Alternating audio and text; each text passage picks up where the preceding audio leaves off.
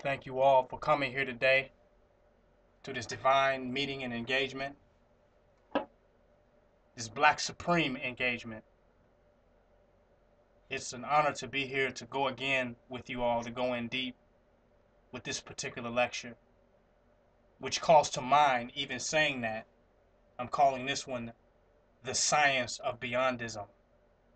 And I want to attribute that title to Brother Supreme Black God, as many know as Angelo Freeman. We went in on that title several times on that subject matter, Beyondism. So tonight, deliverance or peace that I will be coming with is called The Science of Beyondism. But I will definitely touch on some very relevant and current topics to go along with that title tonight. But the main theme, the main meat that I want to touch on is the science of Beyondism, because I really want our people to go beyond. We're going to need to go beyond as spiritual entities and beings. We're going to have a transcendental experience to take us to a level of profound insight, wisdom, spirituality, and power to confront what is happening in this day and time. So I have to deal with the science of Beyondism while making this very relevant to what is going on today, touching on just a few subjects and topics. First one I just want to touch on before I even get to my subject matter, because I want to save the meat for last. Okay, we're going to start off as vegetarians, and we're going to eat the vegetables first. You know, the children don't never want to eat the vegetables first. You got to make them eat the vegetables last. So I'm going to start off with some vegetables, and then I'll go into the meat. I first want to deal with the law enforcement officials. The idea of law enforcement, I think, is very important as it relates to our community, Black consciousness, Black nationalism. Just the times that we're living in today, the issues that we see pertaining to law enforcement and what is going on in our community. The question arises, it begins to arise. Do we even need the police? What are the police for? Why is there so much faith and belief in these entities for justice for our people, when as long as they have been into existence, we don't see any justice for our people? We want to talk about some different perspectives of viewing law enforcement. Some people say we need to deal with the police. We deal with the police. We call them when there's an emergency. We need their help. They're there to help and support us and be a benefit and aid to us, our communities, to keep them safe. But I would beg to differ. I would make the radical statement to say in reality we don't even need the police. The police is that white supremacist savior. It is still the belief in the mystery God, the mystery entity that is somehow going to come and save us from some particular situation. We're putting too much power and giving too much of our energy into the white man and his law enforcement institutions. We believe that somehow they can save and help us. We have made them our gods. Politically and socially, we have turned them into our gods. But the reality of the matter is, anybody in the hood we all know, that when you really need the police, they are never there. When you're in a situation and you really need the police and you call them, they end up coming up late or they didn't show up. You don't know what happened. Because a lot of times they're so scared as hell themselves that they wait till the crime has died down before they even show up on the scene. So how can somebody like that save you? And if they can't be there to practically save you in a time of need when you need them, what the hell are they there for? Maybe they're there for their own agenda, to just maintain the institution of white supremacy, while having you go along thinking that they are there to save and be some benefit to you. When we talk about you being saved and a hero coming along and somebody coming to save you, we're dealing with an issue of salvation. Salvation is a theological and a religious issue. Someone saving you from something. Saving you from a life or death situation. Saving you from something fatalistic.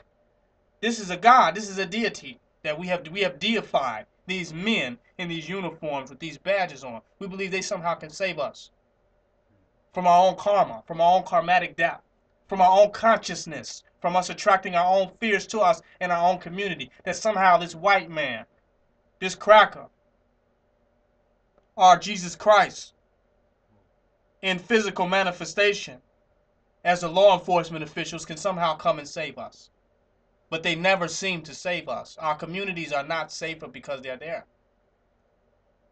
The only thing they save is their face. The only thing is they save is our hope in them, our trust in them, and us allowing them to control and dominate our community. We allow them to set laws that enforce and control our real estate, our land, our community, our people, our empire. We allow these cracker devils to drive around and to have a license to lynch our people. Because while they're not saving us, they have been effective in lynching our people. They have been effective in institutionalizing our people. They have been effective in locking our people up and in prison a large percentage of the black males in our community. They have been effective of that. But who have they saved? Who have they saved from the gunshots, from the drugs? Who have they saved from atrocity? Who have they saved from casualty? No one. No one. And under the auspices of making us feel safe, which is an illusion, they lock up all the strong men that represent the reality of safety from white supremacy, from the institutions of white supremacy. Who are they making it safe for? Whose safety are they really interested and concerned about? I gotta talk about consciousness. I gotta talk about safety. You as safe as your consciousness is. No one can save you from your own fear, from existing in the internal damnation and condemnation of your own mind. There's no savior for you, period. No one can save you from that. And any physical circumstances that man puts himself into, that woman puts themselves into by way of consciousness, they have the capability of getting themselves out. The same way you get yourself in with consciousness is the same way you get yourself out with consciousness. So the savior or saving yours is always present with you. That's the only savior that you have. A lot of times while you're trying to call on a mystery God or the incapable powers of white supremacy to save you, those were moments that we should have used our own personal power to liberate ourselves from the circumstances that we find ourselves uncomfortable with. The seconds that it took for us waiting on a white law enforcement official or one under the auspices of these white supremacist institutions, the time that we were waiting on them was times that we needed to be proactive, to become absolute solid within our consciousness of who and what we are, what we're standing on, what we're capable of, the potential that lies inside of us, and us finding remedy and solution to the problems that are happening within our affairs. That is black sovereignty. That is sovereignty. If you cannot remedy the solutions that exist within your own community peaceably, if you cannot add peaceable conclusion to the conflict that is happening within your community and your society, you are not fit yet to become a sovereign nation. You're not fit because you need an outside force to come in, to pretend as if they're solving problems, but they really are marginalizing you, stereotyping you, profiling you, and containing you within inside of the limits of racism, white supremacy. They are security guards for the institution of white supremacy. They don't care anything about the condition of our people. They want to contain the violence and the mayhem within certain parameters so that it does not reach them, so we don't wake up and realize who we are and start tearing his ass up. So he want to make sure that minimal containment is provided. Not true safety and security. That's why we don't have it. So we have created a codependency on the forces of white supremacy to solve our problems. And we are scared of our own people. And we feel comfortable with our oppressor.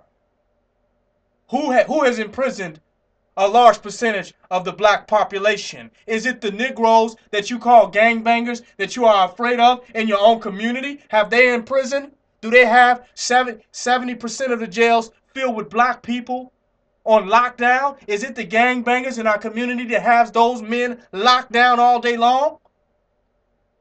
Talk to me now.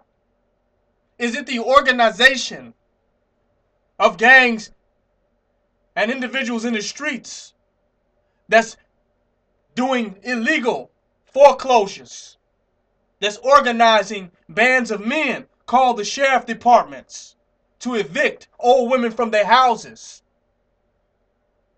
Is it the gangbangers in the streets that are doing that? Who are you afraid of?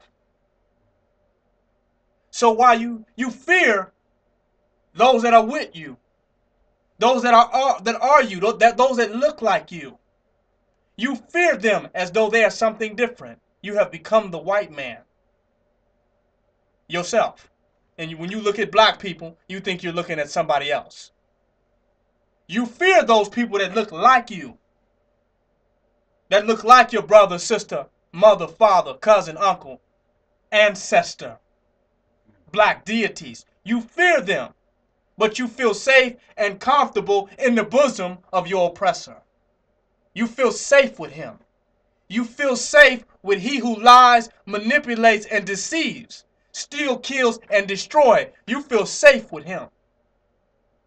But your own people, you're in fear. And the only people that can save you from the fear that you have against yourself and your people is the colonialist, the imperialist, which is white supremacy. I'm saying that you're not safe at all with the police department. You as safe as your consciousness. You as safe as your mind. You are as safe as your projections. And when you see your people, you project fear and hatred and worry and doubt. And you create these because you are unable to cultivate a positive relationship simultaneously while you are projecting negativity. It's impossible to cultivate a positive relationship while you're projecting negativity. So you have to alter your mind to see something different in order to interface with conscious reality in a way to get a positive result. You have to start looking at your people and seeing people that are willing and ready to change positively, that are really and willing, ready to awaken to the reality of who they are, that they are thirsty for the knowledge of themselves, for the love and the compassion that we once had as original people for original people. You must project these things and see these things for them to be real for you. Otherwise, we live in America, in the belly of the beast, and we have accepted the stereotypes of tell lies to your vision and media, and we have allowed them to define and determine how we see ourselves. We have become blind to ourselves, and we need media and propaganda and modern technology in order to determine and define who we are and how we see ourselves. This has to change. The projectors must change. If you are afraid, you will attract your fear to you. Fear means indifference and lack of compassion. If you fear something, there's no way you can have compassion for it. If you fear something, you are dangerous to the thing that you fear. Huh? Indeed. If you fear a person, you are a danger to the person you fear. You know why dogs are concerned when they smell fear from you? Because they know that the person that fears them will harm them. So they attack the person that fears them. Am I right? Indeed. To protect themselves. That's smart. So we have to go beyond fear within the black community. And going beyond fear does not mean becoming violent towards our own. Huh? Most definitely. Fear, going beyond fear does not mean becoming violent towards our own people. We are violent out of fear. We're so scared we overkill one another. We already shot one another. We got to empty the gun and reload it and empty it again. That's fear. Fear has made us extremely violent towards one another unnecessarily. We can't just talk to one another no more. We can't have harmonious dialogue because we're so in fear. So violence shows the fear, especially when the violence is towards your own. And when the real enemy that is doing mayhem against your people constantly and consistently, and you have not a word to say. You refuse to stand up against the forces of white supremacy. But when it comes to your own people, You turn into Clint Eastwood, huh? You tough now. You Riddick Bowe, right? You turn into Jet Li, huh? You tough when it comes to your own people, but when it comes to the forces of white supremacy, you don't have a goddamn word to say. You're scared as hell. You don't hear me. You're in a state of utter fear and discombobulation when it comes to your enemy. But when it comes to your own people, you quick to say, I'm ready to kill a nigga. Nigga, don't try me. Nigga, don't play with me. Nigga, I'll show you. I'll never hear you say, cracker, I'll show you. Huh? So I just wanted to touch on something because I saw the video about the Detroit situation with the men who had put themselves together, the black men, and called themselves the 300 that are talking about going out and attacking gangs. And one of the stories, let me show you how much we hate black. One of the stories, they said a little girl was abducted, but the community disagreed with the allegations. The entire community disagreed with the allegations. But these armed, this black lynch mob, nigga-hating nigga lynch mob, still against the community, hate black so fervently that they themselves would even be willing to pursue false allegations just as justification and an opportunity to kill a nigga. See, as black people, we've already mastered killing niggas. You ain't proving nothing by killing a nigga. You ain't proving nothing by taking a nigga down. You ain't proved nothing by being hating a nigga, being jealous of a nigga. That's not nothing new. We've mastered that. So you're not proving anything divine or anything powerful about yourself. We've already mastered. That's old information. What would prove something? What would be revolutionary? What would be new? What would be on the forefront? What would be cutting edge? Is if we are at a point now to kill a cracker, huh? To take down a cracker, to take down the forces of white supremacy. Now you're proving something. To bring down the institutions that has brought mayhem and destruction on our people for the last 400 years. Be it they be corporations or law enforcement, military, private, secretive, sabotage-orientated white organizations. Now you're proving something. That's something new. When we look at the condition that our people are in, the reason for it is white supremacy. Everything that black people are doing is relative to the condition that they exist. As long as we as powerful and strong black men allow the forces of white supremacy to wreak havoc on our people, mentally, spiritually, and physically. So until we confront the forces of white supremacy, until we confront the forces of white supremacy and look at them face to face and stand against them, we cannot attack our own people physically or declare war on our own people because the enemy is the reason why they are in the condition that they're in. So until we confront that enemy that has created the situation that continues to manufacture the chaos and the conflict, then we are unjustified in an attack towards our own people. We must stand up against the ultimate aggressor, the ultimate attacker, the ultimate robber and thief that is stealing from our people, that is manipulating our people, that is controlling the resources of our community to have us exist in the condition that we. Until we confront that enemy, until we confront that entity, we are unjustified in the attack to our own people. Our people are innocent in everything that they are doing until we attack the utmost guilty in everything that they're doing. And the guilty today is that white man. So law enforcement, we don't need it. We need to become secure within ourselves as a people to know that we have our community and our nation under control. That we can build a harmonious relationship and establish a positive rapport with our original people of the planet Earth. That's the time that we're in today.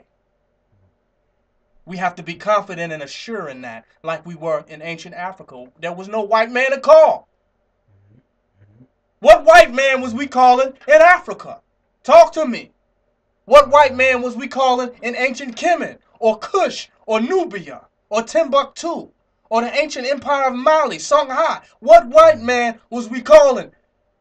What white man did the Dogons call? Or the Atlanteans? Or the Nuberians? Huh? What white man did they call? But today we need the white man to be safe and protected. What we need. People say, well, should we do nothing about it? Are you saying, what do we need? What are you saying, King Noble? What are you saying that we should do? I'm saying we need community service. We need you complaining Negroes that complain about the condition that you see black people in every day. Those Negroes that are complaining about the situation. We need you. We need you to get off of capitalism 24 hours a day, to get off of selfishness, to get off of white supremacy 24 hours a day and step out into your community and live for community service. Live on a purpose. Don't just show up when you're mad. Show up when you can help out. Show up when you can be assistant. Don't just show up when something is going wrong. Show up to ensure that something will go right.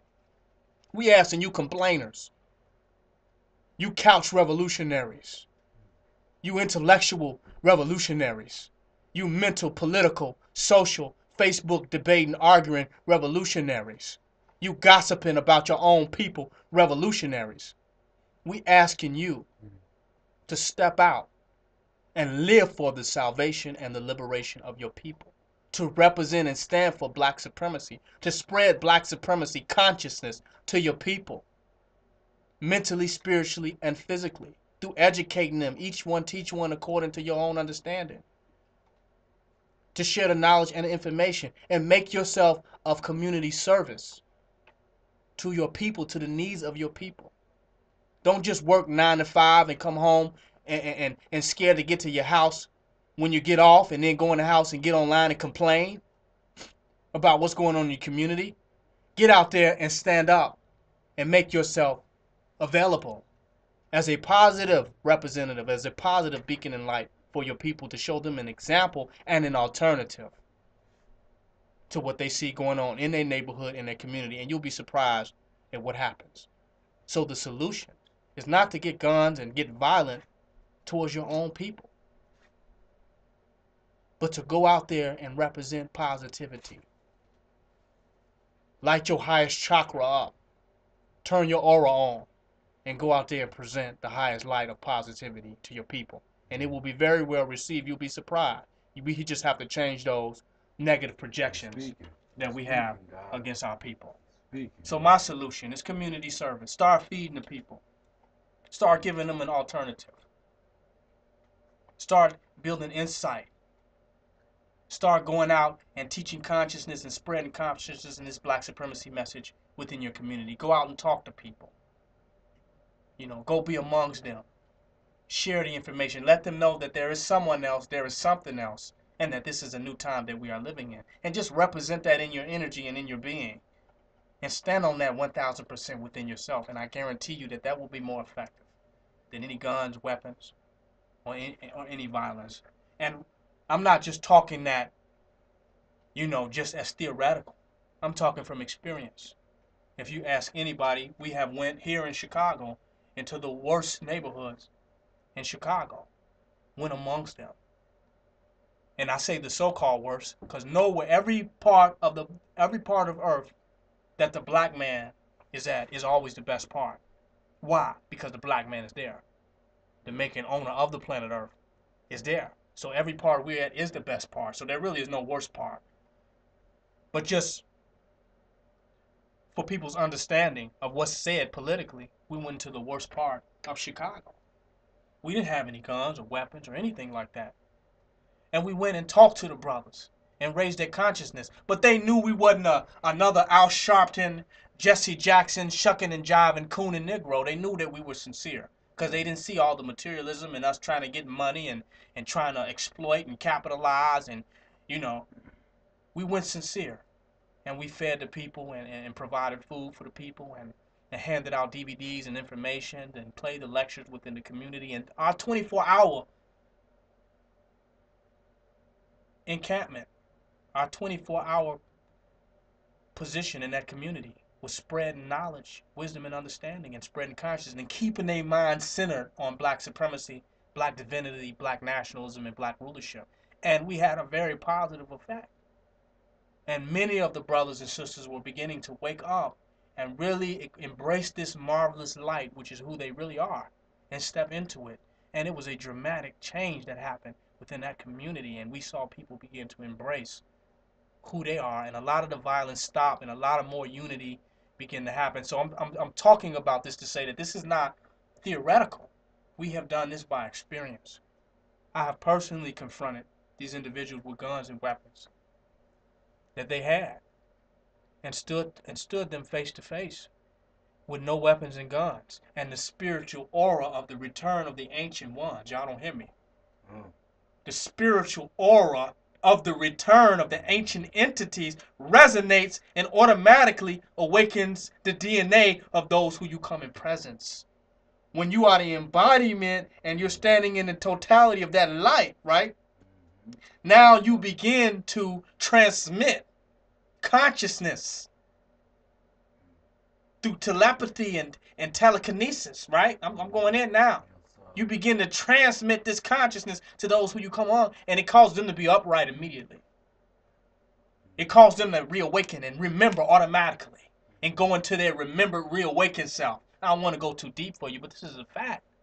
When you really are standing in that marvelous light of perfection, when you have really embraced black supremacy for yourself, and you 1,000%, I'm not talking about I'm a capitalist, I'm just talking this black thing, but I'm really, I'm really with the white man. I'm really trying to grow and evolve in that. And I really, I'm on the side of white supremacy. I just want to sound deep and be black sometimes or wear dajiki. I'm not talking about that.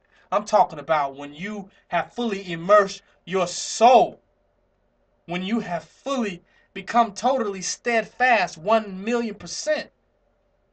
People know real is real. People are impressionable. It resonates with them. They know game when they see it. They know bullshit when they see it. But they also know the return of the ancient ones when they see it.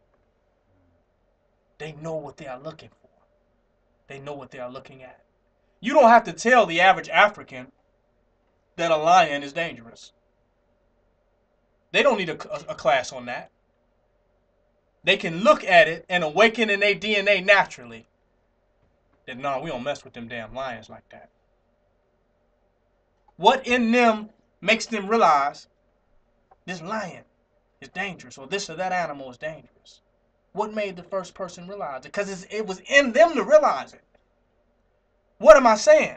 That it is in our people to realize who we are and what we are. But until we be who and what we are, there will be nothing for them to realize. We're talking about this Black History Month, and we're trying to get our people to realize knowledge and information. But we don't realize that all that's symbolic.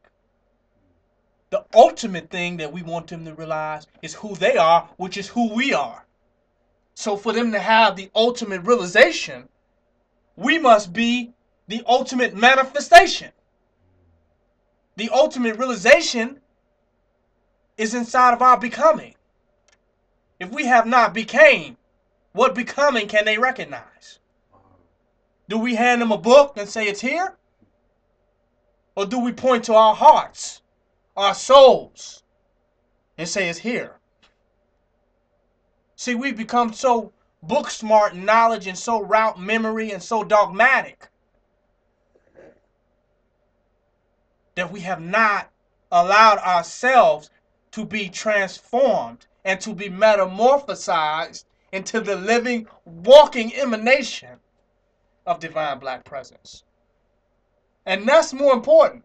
If you got all the other ones and you don't have the emanation, the embodiment, the metamorphosis into your divine identity, then all else fails. If you got all the books and all the knowledge, you can have a library with 1,000 books in it, like Dr. Khalid Abdul Muhammad said in the departed, God bless his divine soul. May the black God self bless his divine soul is in the realm of the Ogun right now. He said you got everything on the wall, but you ain't got a goddamn thing on the ball. You got every tape and been to every lecture, but you ain't shit yourself. That's the problem. You have not embodied. It's nothing but mere entertainment. You're still a Christian, essentially. When I say you're a Christian, I'm not just talking about theoretically and philosophically. I'm talking about the only real thing that has ever moved your soul was Christianity or Islam. Nothing else has moved you since then. So essentially, you're a Christian. And everything else now, even though you say, I'm not a Christian no more, I don't deal with the white man's religion, you are not moved by anything else. Everything that you're dealing with is entertainment. You're not having a soulful experience of black consciousness. You have just become an information junkie. You have a new hobby. That's it. You're a hobbyist. And it's called black conscious information. You have not allowed yourself to open up to allow the information to transform you into becoming something. You are shallow and superficial in your approach to the information. But when you approach Christianity, when you approach Islam, when you approach your Jesus Christ, you was open. You let this mythos and this mythology inculcate into your soul, where you was 100% solid on Jesus Christ for the time that you were. Am I correct? You was 100% solid on Muhammad, right? Ibn Abdullah. You was 100% solid doing your rakats and making your prayers. But now when it comes to black consciousness, black supremacy, black nationalism, black power, it's just information. It's just rhetoric. It's just a book. It's just another lecture. You have not had a soulful awakening of the information, and you're not even open to it on that level. So you entertain these thoughts in your frontal lobe, but deep in the back, right behind your cerebral cortex and your medulla oblongata, in your subconscious mind, there's white supremacy there. You are centered in white supremacy in the deep essence of yourself. And you're entertaining the possibility of somebody else. But when does possibility become probability and probability becomes manifestation? That's the process of evolution. You start off that, well, maybe it was possible that we're gods. I'm reading this historical book. Well, maybe it's possible that Egypt exists. And it's probably probable because of anthropological carbon dating that these things are true. So it's possible, it's probable. But when do you awaken to being it? When do you put on King Tut's clothes? Ramesses' clothes? Tutankhamun's clothes? Akhenaten's clothes? When do you put on the holy garb? The spiritual garb of your divine ancestral self awaken? When do you wear that and move and groove in that? When does that become a reality for you? And not just in a debate, and not just an argument or an intellectual quest? When does that become something real for you? And that's the challenge.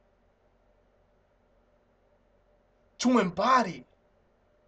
See, I studied this information for many years. People don't realize that I've been studying metaphysics and consciousness and black nationalism, and even teaching metaphysics and black nationalism and being active for over 15 years. But I got to a point in my journey where I watched this information to embody it. I wasn't just watching it like a scholar and just comparing Dr. Leonard Jeffries to Amos Wilson and arguing, John Henry Clark versus Dr. Ben, or Dr. Ben versus Dr. Malachi York. I was watching this information to absorb it into my chi. Because what you put in, is what you get out. People have said that you are what you eat. And they say that on a nutritional level. But also mentally, you are what you eat. But you have to eat it in a way where your nerves and cells can absorb the energy and be revitalized by the nutrition of it. Am I correct? When you eat on a hungry stomach, you absorb the food differently than if you ate when you were full, because the hunger causes you to salivate, right? And the digestive liquids and the acid in the digestive juices gets at the food, right?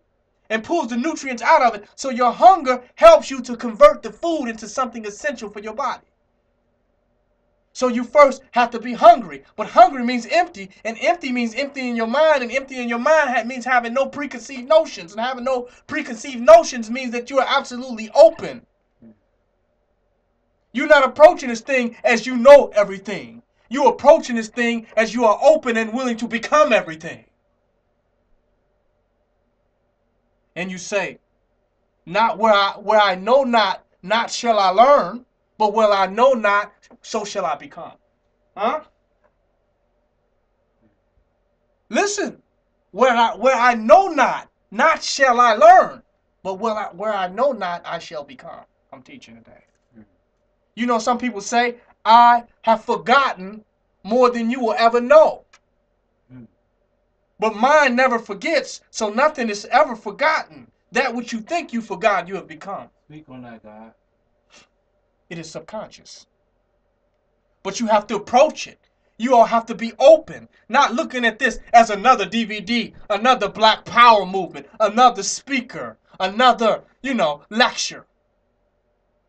You have to open yourself up to the paradigm shift. This is a quantum parallel universe existing simultaneously with illusions that you have accepted to be real. Huh? This is reality challenging you to step out of Disney World. Challenging you to step out of a world of false ideas, false notions, and mythology. This is the real world that I'm bringing to you, and you approaching it like it's the rest of the Hollywood shit that you're watching out there. That's why you're not getting it. This information, when you are open and really open yourself up 1,000% to a million billion percent, this information will guarantee to transform you into being a higher being. This message, this black supremacy ministry is transformative. It's not meant to make you deeper and have more knowledge and have more information. It's meant to break down the word information for you and put it in formation. To make you be in the formation of the divine reality of who you are. Because if you never get in formation, if you're never formed and shaped from this conscious creation that is God consciousness, that is black consciousness, if you're not formed out of the triple darkness and womb of your own mind, if you're not impregnated by this message to give birth to who you really are, then it's useless and it's irrelevant, and it deserves to be cast aside like the other messages that you hear. Where am I going with this? This is something to be taken seriously. And once taken seriously,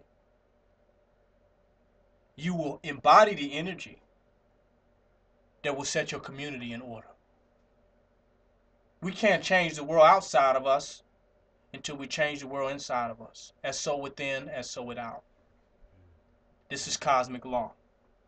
So when we change our inner consciousness through absorbing this message, the world simultaneously that we thought was outside of us changes simultaneously. The change that we're looking for, we are. The savior that we're looking for, we're it. The change we want to see in our community, we are the living, walking embodiments of it. And in our embodiment, we are the exemplification of it, and we are the byproduct. We are the ultimate result. We are the goal in manifestation. And we challenge others to get there. If they truly and sincerely want to see change happen within their community. So my message to people that say, well, we don't do violence and we don't do this. So what are we going to do in our own communities? The question is, what are you going to do within yourself?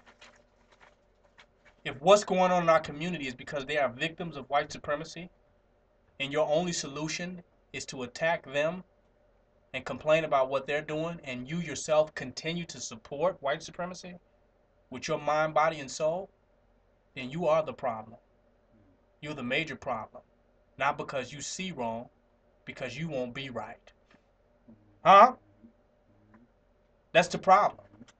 You support the institutions with your livelihood daily that contribute to the mayhem that is happening inside of our community. You contribute to it. So where do you stand? How can you confront these individuals sincerely with a real heart, knowing that you are a white supremacy supporter, that that's what you really living for, that your way of life and what you really are is the enemy, and you want to pretend like you care? You got to be real, because one thing in the streets, people can recognize real. They can see game from a mile away, and most of you all know that you're full of shit, which is why you don't even step up to it, because you know they're gonna see you just another fucking money scheme. Huh? They can see it. That's what they dealing with out there, right? Am I lying? They dealing with money, so they know, oh, just another non-for-profit. I'll peep your game. I'll peep what you on, and I'm gonna stick your ass up. You can't come around here. We see you. But if you are sincere and authentically, genuinely a divine being, 1,000,000,000% on your square, even the fool must pay homage. Even the fool must wisen up in your presence. Let it be known. And to that day, the enemy is you. The enemy is you. And that's why you will use the enemy's tactic as a solution. That's why you would act like the enemy. Because the enemy is you. Until you change that you, everything else is foggy. So that's my challenge to law enforcement. We have to be solid in who we are. Stop believing in this white man's institution that somehow we being saved and our condition is not getting no better, and all his institutions are doing is keeping white supremacy in power, and we have this feeling of safety. But look at our communities. What is the safety that he's giving to us doing for us as a whole? It's keeping him safe, but in our own communities, he's not doing nothing. I'm 100% sure that we could do better within our own communities, that we will be more effective. We're only calling the police on ourselves. That's why we fill up the jails. Because we think we're calling them to help us, and we're really calling them on us. And they take advantage of that little bit, that little cry, we need your help. They take advantage of that, and they begin to institute martial law. They begin to institute cameras on every block so they can put a microscope up your ass and see everything that you're doing. And now you call for them to put you under martial law. And that's the thing that I said about the 300 men in Detroit, is that they're using the media to criminalize black people and to further contribute to stereotypes of black people within the community. They're using the media to destroy the image of the black man in Detroit. And they're not aware of this. And before you know it, the National Guard and other forces and entities will be in Detroit, putting our people in Guantanamo Bay and locking them up in different this, that, and the other, because we have said these things about ourselves. We are scared of ourselves, and we don't know how just to go about handling business of getting our community in order.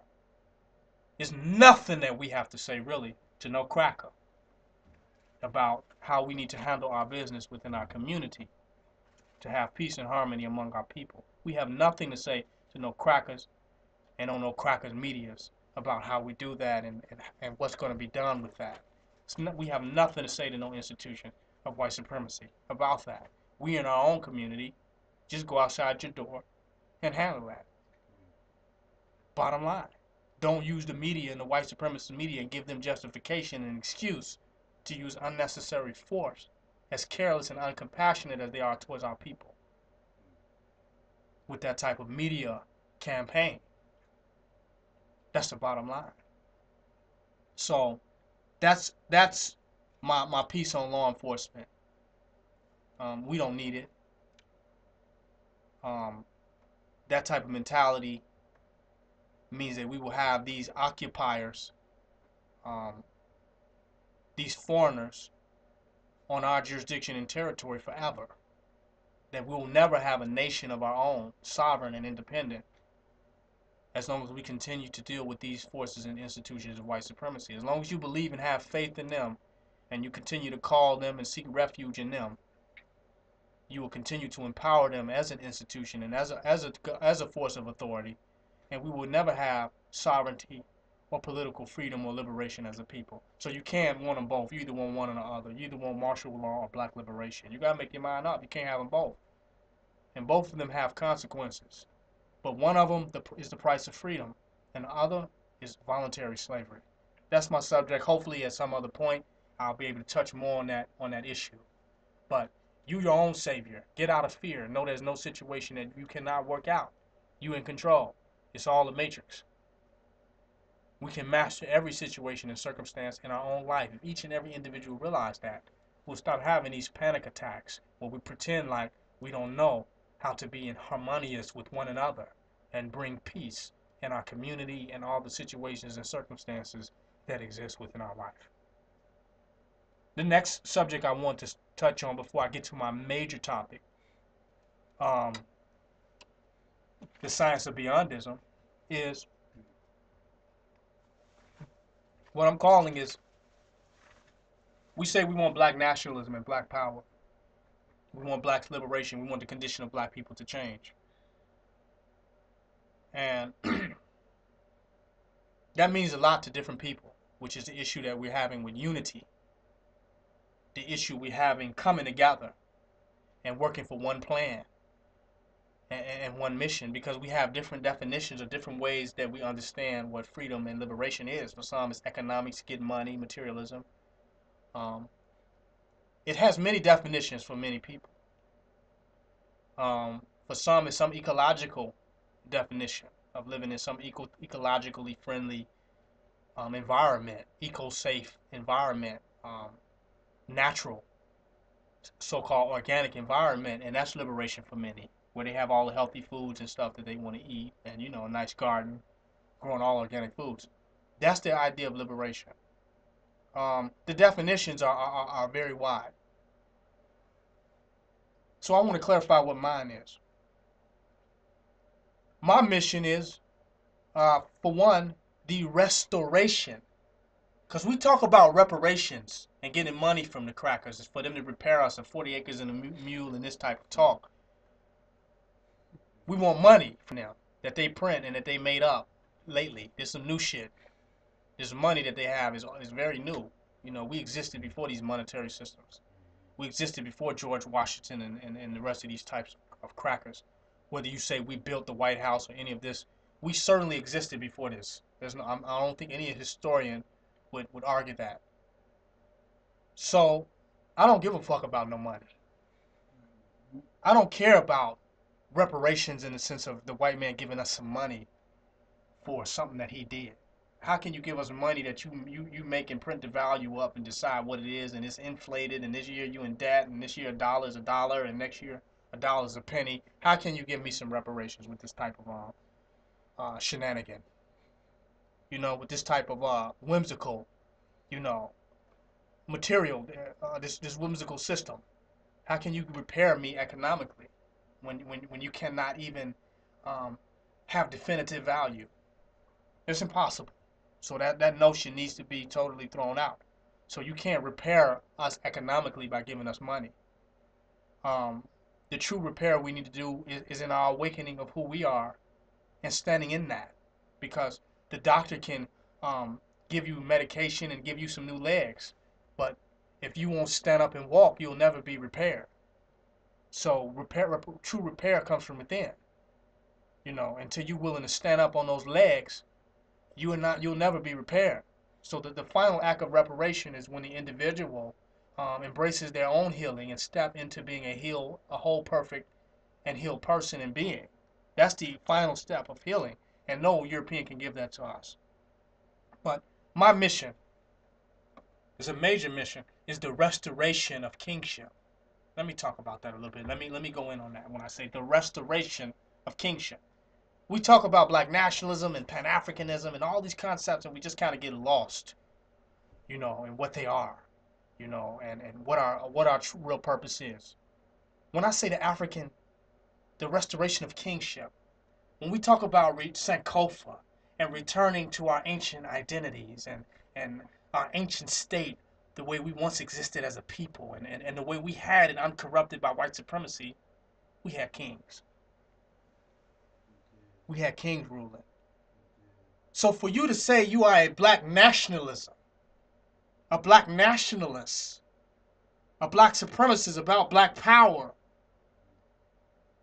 about African culture and African spirituality, and returning and reconnecting your roots, and you cringe when someone says king, you a damn fool. Shut up. You show me an African nation in ancient times or system or structure that did not have a king. So what are you Negroes setting up? Talking about we trying to change the condition of our people, and it turns into a whole bunch of panels and a whole bunch of panel discussions and a whole bunch of narcissistic Negroes that are too egotistical to reverence an ancient paradigm that we once existed in that has returned because somebody DNA woke up. Huh? Ask yourself that. They want panel discussions and many people just sitting together twiddling their thumbs and taking notes till they write their thumbs and the skin off their fingers. And meet again and again and again and again. With no true goal. No true real purpose. Everything's symptomatic. Everything they're trying to address is symptomatic. But the root is restoration of kingship, which is restoration of black sovereignty, which is restoration of black nationalism. Because a nation rests on a structure or a system that is in place. It is an organized entity. It is not an anarchist think tank. Huh? It's not. There's some structure to this that what we had. There were kings that existed in ancient times and rulers. I know that hurts some people. The feminist movement has a problem with that. The self-hating Negro, white supremacy loving Negro has a problem with that. They don't want to see a black man really rule. They read all these history books and get all this knowledge and information, but they can't stomach a black man in power today. They can't even conceptualize. They can't even understand or comprehend that. They're totally discombobulated by the idea and the notion of a black man being revered in 2012. They act like this is Encino Man or something, like you're out of place. Like, are you talking about a black king? And what are you talking about? We don't deal with kings anymore. Well, burn all your books. Stop acting like you have this great passion and love for the ancient root culture and the ancient societies that we have set up. And you look at the pictures and the stories of Asir and many of you know as Osiris, and you look at all these great black rulers that we have, and then a black man come to you today and you say, nigga, please, I'm going to the library. Do you hear me? Nigga, please, I'm on my way to the bookstore. Get the hell out of my way, nigga. We have become so superficial that we somehow think that we're going to have an intellectual nation that's a bunch of think tank Negroes that's simply just going to think they were in the old age. We think we're going to have a nation while simultaneously having the inability to revere the sovereign, to revere black rulership. How is it possible, though? How is it possible? We are smarter today. We are more intellectual. We have more thoughts per second than we had in Africa. I'm going in. We have more thoughts per second, minute, and hour than we had in Africa. We're more mental, westernized. We have more philosophies, more isms and schisms than we had in ancient times. But you know what we had in ancient times that we didn't have today? We had more reverence. Today we don't have reverence for the physical reality of black divinity. We lack reverence because we caught up into an intellectual world. We caught up on a mental Star Trek trip of who we are. It has not physicalized for us. We cannot see the dark matter embodiment of the reality of who we are. And this is the major problem that we have. It's a challenge on all of our people today, not just the white man of whom we have been asking for reparations. It's a challenge on all of our people to accept black supremacy's restoration of black kingship. That's important. That's the stone that the builders has rejected. We got a whole bunch of jesters and clowns that have taken over the empire. We have jester councils and clown councils. Am I correct? Of individuals and men that come together and just clown one another, to sound deep and drown one another out in intellectual folly and scholastic chaos. And that's what we're going to have black nationalism based on. That's what we're going to somehow have a nation when these individuals are elated with their narcissistic approach. They're grandiose about how much information that they can regurgitate that has really turned into psycho vomit. Huh? I gotta be honest. We're not gonna have a nationalism. We're not gonna have a black nation. I don't care how many study groups that you have, until we embrace the restoration of African or black kingship for the black man and the African in America. Mother Nature, the universe, the ancestors, the deities want the restoration of her child, of her son. She wants the restoration of the kingship of the black man in America.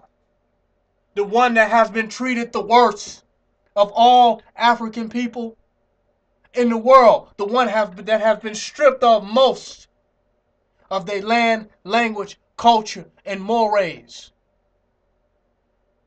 Mother Nature, the universe, the cosmos, whatever you want to call it, wants to see her sons that have been pushed the farthest away from who they are restored into the divinity of who they are. Until that happens, the world will be in peril.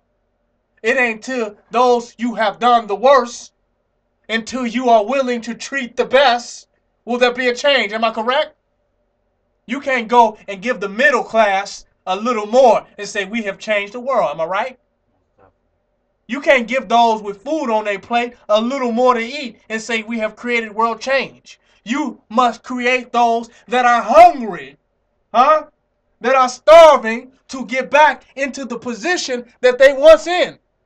You have to put those that have been pushed farther away from the divine reality of who they are, you must give it back to them for there to be a revolutionary change from the way things are now. If you want a 360 degree change,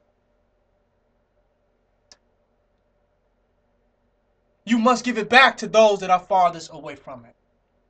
That's for all African people, all white people, people of any nationality.